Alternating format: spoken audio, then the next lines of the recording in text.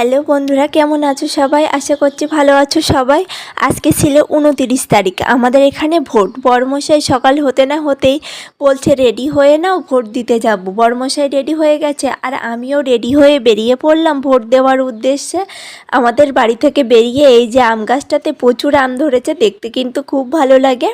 বড়মশাই দেখি bike start দিচ্ছে আর finally বাইকটা স্টার্ট নিয়ে নিয়েছে আর দুজন মিলে বেরিয়ে পড়লাম ভোট দেওয়ার উদ্দেশ্যে। আর এই যে আমাদের সামনে দেখছো পুলিশ গাড়ি, যেহেতু আমরা ভিআইপি লোক বুঝতেই পারছো, সেই জন্য পুলিশ একটু গার্ড দিয়ে নিয়ে যাচ্ছে। আর আমরা চলে আসলাম ভোট কেন্দ্রে।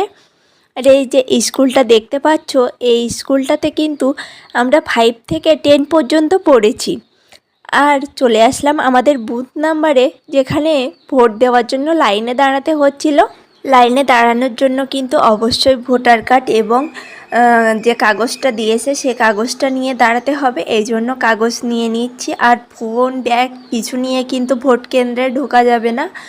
আর আমার কিন্তু এখানে লাইনে দাঁড়িয়ে খুব নার্ভাস লাগছিল। পিছনে ছিল বিএসএফ, আর এনারা দেখে যতটা ভয় লাগছিল, এনারা কিন্তু অতটাও ভয়ের কারণে এরা কিন্তু খুব ভালো গল্প করছিল সবার সাথে। আর আমাদের বুথটায় অতটাও লোক নেই, কিন্তু আমাদের পাশে যে বুথটা ছিল সেখানে কিন্তু প্রচুর লাইন ছিল। আর ফাইনালি আমি প্রথমে ভোটটা দিয়ে চলে আসলাম।